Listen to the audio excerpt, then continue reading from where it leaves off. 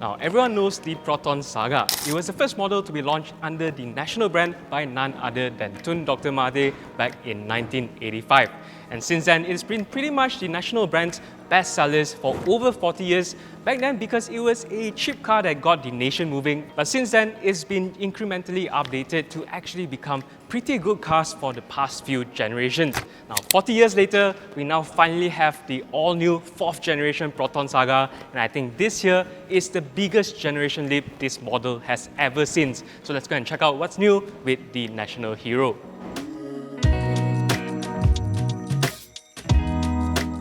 Now, the biggest change that you can see is obviously the design. Now, there's no overarching design philosophy for this model, but Proton calls this the next-gen styling, and you can see a lot of the familiar Proton touches all around the exterior, starting with the grille over here that takes up almost the entire width of the front.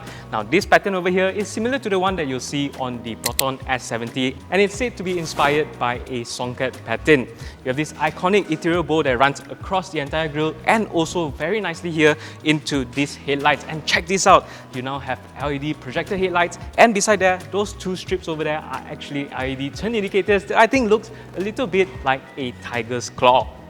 The entire rear has also been cleaned up with a cleaner bumper design as well as a nicer silhouette. But the biggest thing that you're of course looking at is this full width tail light. These are actually kind of 3D effect, especially around the sides here. But for this full width light, this is actually reserved to only the premium variant. If you opt for the standard or executive, your lights are actually just over here. Now, around the sides here, you'll notice that this silhouette actually looks very familiar. Now, that's because even though this model here is built on a supposedly all-new AMA platform, the AMA platform really is a continued re-engineering of the previous platform that can trace its roots all the way back to the Proton Saga. So that's why the roofline here actually looks almost identical to the outgoing model. Even the character line that runs through the sides, across the door handles and all the way to the taillights, that's also pretty much the same as the previous model. Still, you'll find the new wheel designs over here, which are two-tone 15-inch on the premium variant, the same design but single color for the executive variant, and a more simple 14-inch design for the standard variant. And to wrap up the exterior design changes, you'll find the shark fin antenna on the roof, the newly sculpted bonnet, as well as chrome plating on the door handles. But the biggest change to the Proton Saga is most definitely on the inside, because just check this out guys, wow, this is completely not the Saga that I remember anymore. The biggest change here obviously is this twin screens up here on the dashboard, this here measuring 9-inch for the infotainment display, which by the way gets wireless Apple CarPlay and Android Auto connectivity, and the driver also gets a separate 7-inch screen, but both of these are placed under a single pane of glass, similar to what BMW and even Mercedes-Benz does in their car. Now, there are a lot of design considerations that went into the design of the dashboard itself. You'll see these patterns here on the dashboard. This here is apparently inspired by the sands on the beach. This roundel shape over here is inspired by Chongqing, and just the overall vibe of the cabin here just feels a lot more upmarket than ever before. And the best part is you still get physical knobs for your climate control. Now, the redesign to the interior is not just for looks, because there's also some usability improvements here as well. For example, you can see these cup holders over here are now angled diagonally, so you can actually fit two full-size cups at all times inside here. The center console here has also been redesigned. The gear shift lever here is a lot taller than before, so it's very easy to access while driving. This just feels completely natural. And over at the back here, you also now get a new storage cubby.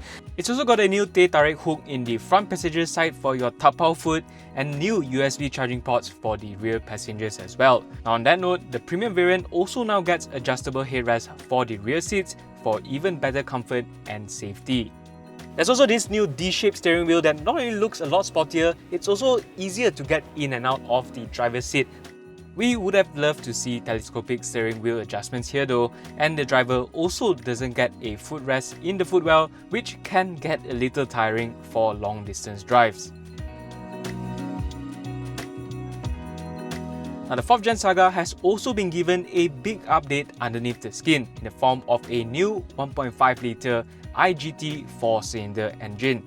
It's from the same family of engines as the TGDI in the X50, but here with the turbocharger removed. It's built right here in Malaysia at Proton's new engine plant, and depending on variant, it will also be paired to either a CVT or a 4-speed automatic gearbox. And yes, before you ask, it uses a timing chain, not timing belt. So it's got 120 horsepower and 150 Newton meters of torque. So obviously your first question will be, how fast is it? So to find out, they've arranged a drag race for us comparing against the Bezza. Okay, start the race in 3, 2, 1, go. Okay, good pick off. And we are already in the lead.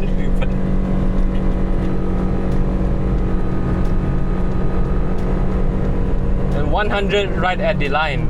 I think the first thing I noticed is there's really not a lot of the rubber banding effect that you feel with all of the, especially the older CVT gearboxes. And the acceleration with 120 horsepower, honestly, is pretty good.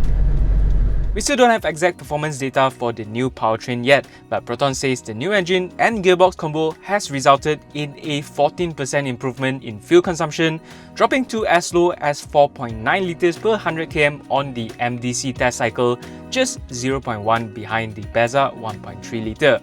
It's been tested for over 9 million kilometers globally, so there's no need to worry about reliability, and Proton also claims that the new engine is some 25% quieter than the older VBT engines. The car actually feels pretty quiet. Now we're cruising at about 70 kilometers per hour on the straights over here. The RPM is about 1.7, 1006. The car feels very comfortable. Now even though it's still largely the same platform as before, Proton has actually strengthened the chassis with new hot press forming components, which not only improves the rigidity of the car but also its safety performance. Now since it's built on a very similar platform as before, the handling is also just as good as before, just like how I remembered it to be.